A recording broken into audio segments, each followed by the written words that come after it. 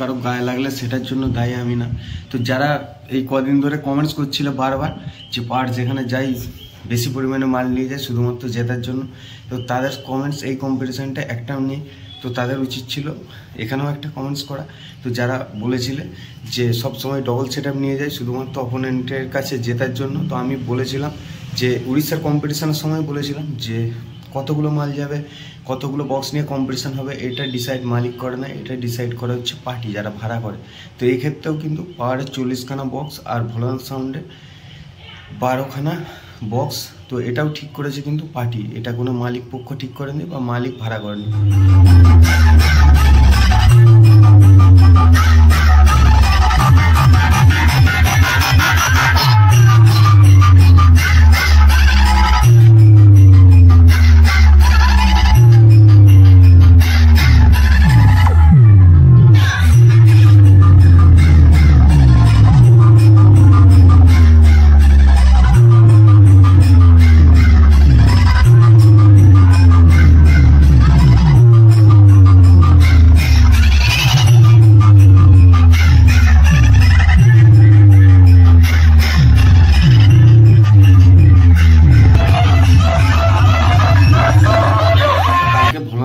ভালো বেজেছে, তো নিঃসন্দেহে যারা এসেছিলো তারা দেখেছে ভোলানাথ সাউন্ড ভালো বেজেছে। তো আমি জেতা হারা নিয়ে কমেন্টের থেকে বলতে চাই যে তোমার এখানে কিন্তু ভোলানাথ সাউন্ডে 64টা স্পিকার ছিল আর পাওয়ার মিউজিকের ছিল 40টা স্পিকার। তো আবার উল্টো দিকে দেখতে গেলে কিন্তু পাওয়ারের ওয়াট বেশি ছিল স্পিকারের, আর ওয়াটে যেন রেঞ্জ কম হয়, আর কিন্তু ভোলানাথ সাউন্ডের ওয়াট কম তো রেঞ্জ বেশি হবে।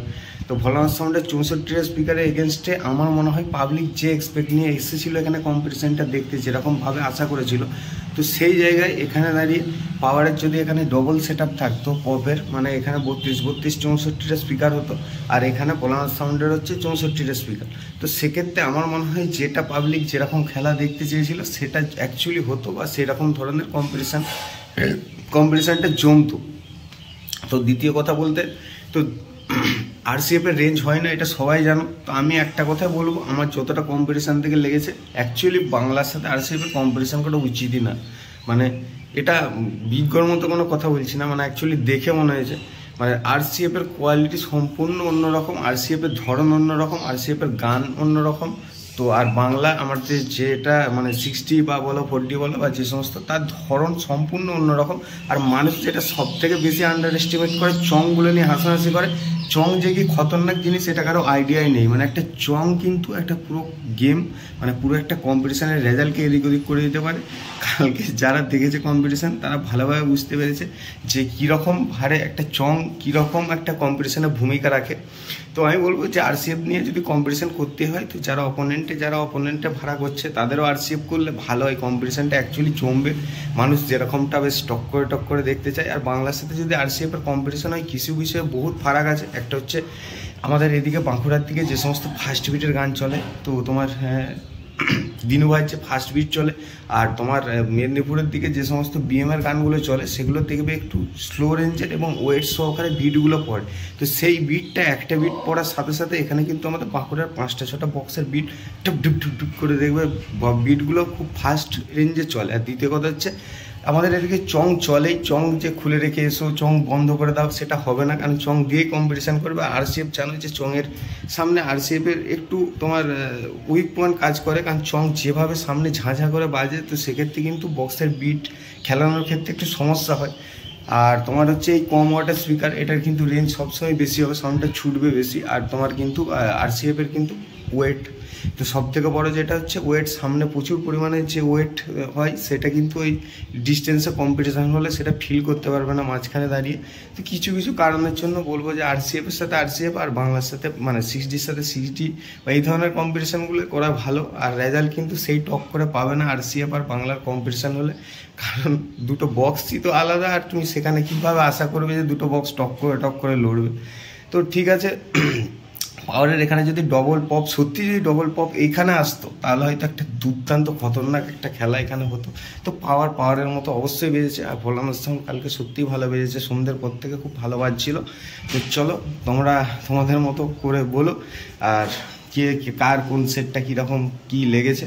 তো ভবিষ্যতে আমি যদি এরকম কম্পিটিশান বাংলার সাথে আরসিএফের হয় আমার আর দেখার খুব একটা আগ্রহ নেই, কারণ কি একটা মানে জমে নেই সেই লেভেলে, যেরকমটা আশা করেছিলাম যে যেরকম কম্পিটিশানটা জমার কথা, সেই জমাটি কম্পিটিশানটা হয়নি। আমার মনে হয় এখানে যদি 6Dর সাথে আর একটা অন্য 6D সেট আপ থাকতো, যে লেভেলে কম্পিটিশানটা হতো এখানে খতরনাক লেভেলে, আর যদি পাওয়ারের এগেনস্টে অন্য একটা পাওয়ার RCF থাকতো, যে লেভেলের হতো খতরনাক কম্পিটিশানটা, সেই লেভেলে কিন্তু এখানে RCF সাথে 6Dর কম্পিটিশানটা ঠিক জমলো না। দুজন তাই দিক থেকে একরকম বাজাচ্ছে, আর দুজনের মতো করে বাজাচ্ছে। তো চলো তোমরা তোমাদের মতো করে কিছু ওপিনিয়ন রেখো। তো তোমরা এখন ভিউটা এনজয় করো এখানকার। কালকে বিকালে নিয়েছিলাম, আর সকলকে অসংখ্য ধন্যবাদ, তোমরা এসে দেখা করেছো। প্রচুর মানুষ এসেছে, দেখা করেছে, কথা বলেছে। তো এই ভালোবাসাটা দিতে থেকো। তো তোমাদের প্রতি আমারও প্রচুর ভালোবাসা রইলো। তো চলো, বাই।